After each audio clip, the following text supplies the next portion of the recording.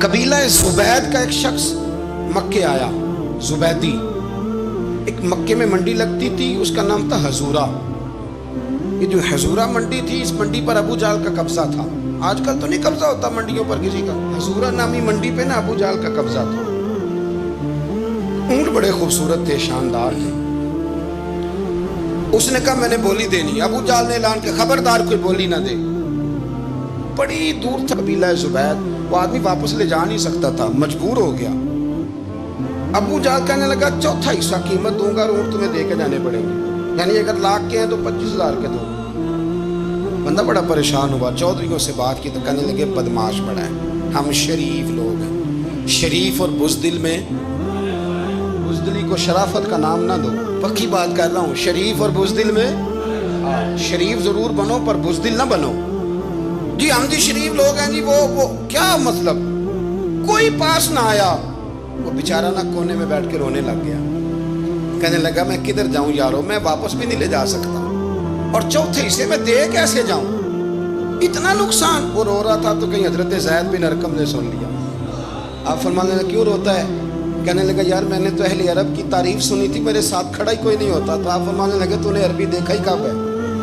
اگر کائنات کا حسین و جمیل عربی دیکھنا ہے تو جا حرم مکہ میں بیٹھا ہے، مکھ چند بدر شاشانی ہے تے متھے چمک دی لاڈ نورانی، کالی زلف تے اکھ مستانی، مخمور اکھی ہیں نا مد بریاں سبحان اللہ، ما اجمل کا ما احسن کا ما اکمل، کتھے مہر علی تے کتھے تیری ثنا، مشتاق اکھی کتھے جال۔ تو نے دیکھا کب ہے؟ اگر عربی دیکھنا ہے نا تو وہ بیٹھا ہے، جا کے حرم میں ٹیک لگائے، مظلوموں کے والی، غریبوں کے ماوا، رسول رحمت، ایک سادی سی چادر اوڑے حضور بیٹھے تھے۔ وہ زبیدی کہتا میں آیا، نبی کریم کو بات سنائی، حضور فرمانے لگے این الجمل کا، وہ کدھر ہے تیرے اونٹ؟ عرض کی حضور وہ وہاں ہیں۔ فرمایا چلنا۔ حضور کوئی بولی نہیں لگا رہا، کوئی خرید نہیں رہا، ابو جہل گھنٹا پڑا، اس کے ڈر سے سہم گئے۔ حضور فرمانے لگے چلنا میں بولی لگاتا ہوں۔ اور دیکھو نرخ بازار محبت کا انوکھا ہو گیا، خود خریداروں شامل آ کے مولا ہو گیا۔ نبی کریم نے حضرت سعد بن ابی وقاص کو بلایا، حضرت عمر کو، حضرت ابو بکر کو، مدد کے لیے نہیں۔ حضور فرمانے لگے میری جیب میں پیسے تھوڑے ہیں، ظاہری طور پہ تھوڑے ہیں، ورنہ تو کائنات کے خزانوں کی کنجیاں حضور کے پاس، تھوڑے تھوڑے پیسے تو بھی بولی دینی ہے، سب سے پیسے لیے میں چلو بولی لگانے چلے۔ حضور آئے، اللہ اکبر، یہ میرے رسول کا طریقہ ہے، آؤ ذرا تھوڑی دیر کے لیے سوچیں۔ ابو جہل بیٹھا ہے بڑی مسند پہ، قربان جاؤں مدینے والے حبیب۔ وہ زبیدی کہتا اس کے کپڑے مہنگے تھے، حضور کے سادے تھے، اس نے بڑی پگڑی باندھی تھی، حضور کی سادی تھی۔ کہتے ہیں وہ آنکھیں اٹھا کے بات کرتا، مدینے والے نبی آنکھیں جھکا کے بات کرتے، وہ بولتا جاتا، حضور تھوڑے تھوڑے سادے سادے ٹھہر ٹھہر کے جملے بولتے۔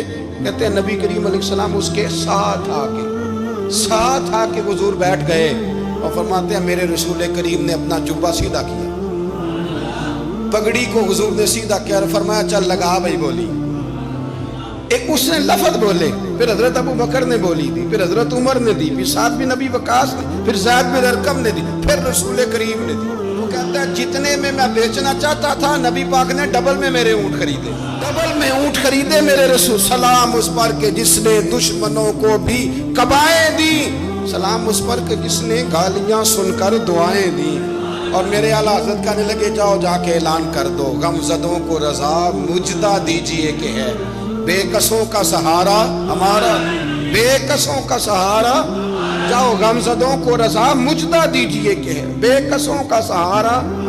رسول کریم صلی اللہ علیہ وسلم نے نا خریدا مال، اور حضور سید عالم وہاں سے نکلے، اور نکلتے وقت حضور فرمانے لگے ابو جہل تیری آج شکایت آئی ہے، آج کے بعد نہ آئے، مکہ سارا اس کے ساتھ ہے، حضور کی مخالفت ہو رہی ہے، 40 لوگ ہیں صرف کلمہ پڑھتے، اور دین کا کام دار ارقم میں قید ہو کے کرنا پڑتا ہے، لیکن جب ظالم کے خلاف نکلے ہیں تو پھر دار ارقم میں بند ہو کے نہیں، پھر میدان میں نکلے، اور فرمایا آج کے بعد تیری شکایت نہ آئے۔ کہنے لگا جی بالکل نہیں آئے گی۔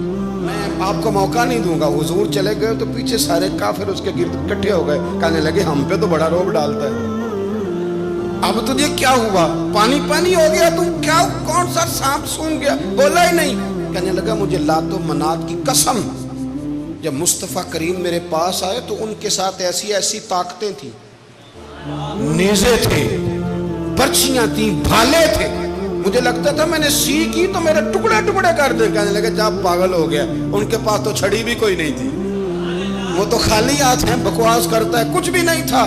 کہنے لگا مانو نہ مانو, ان کے پاس بڑا کچھ تھا.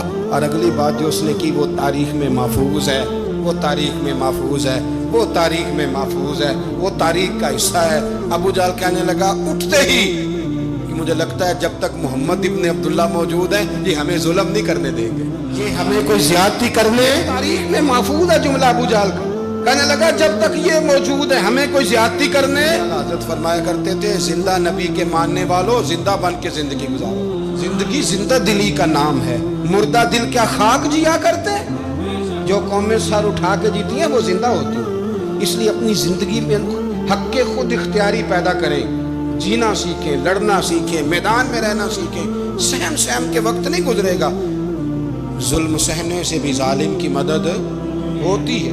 لہٰذا حق لینا سیکھیں, حق پر کھڑے ہونا سیکھیں, اپنے مزاج میں یہ باتیں پیدا کریں.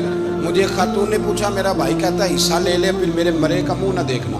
میں کہ پتر تو حصہ لائے نہ منہ دیکھی ہوگا, کوئی ضرورت نہیں, منہ ایسے ظالم کا منہ ویسے بھی نہیں دیکھنا چاہیے جو بہنوں کا حصہ کھا جائے. میں نے کہا تو منہ دیکھنے کی کوئی ضرورت ہے, یہ کوئی بلیک میلنگ ہے. ابا کہتا ہے حصہ لے لو منہ نہ دیکھنا. میں کہا بالکل نہ دیکھی, تو بلکہ آنکھ میں دیکھنا بھی نہیں جانتی. تو ادھر رکھ, اللہ رسول نے مقرر کیا میرا حصہ. کیا فلسفہ ہے ہمارا, جو بات غلط ہے اس پہ لوگوں کو بلیک میل کرتے ہو. جائز بات پہ ڈٹنا سیکھو. آپ جب ڈٹ جاتے ہیں نا تو پھر اللہ مدد کرتا ہے, پھر اللہ تتنزل علیہم الملائکہ, پھر اللہ فرشتے بھی نازل کرتا ہے. حضور نے فرمایا جو جان کی حفاظت کرتے مر گیا وہ بھی شہید, جو مال کی حفاظت کرتے مر گیا وہ بھی شہید, جو دین کی حفاظت کرتے مر گیا وہ بھی, جو خاندان کی, اپنے گھر کی, اپنے بچوں کی حفاظت کرتے مر گیا وہ بھی. اتنا بڑا درجہ حضور نے بیان کر دیا ہے. تو کبھی بھی زندگی میں ظالم کے سامنے سرنگو نہ ہونا, کچے پلپلے ہونے کا کبھی بھی اظہار نہ کرنا, کھڑے رہنا. جو کھڑا رہتا ہے رب اس کے ساتھ رہتا ہے. اللہ سمجھنے کی توفیق عطا فرمائے.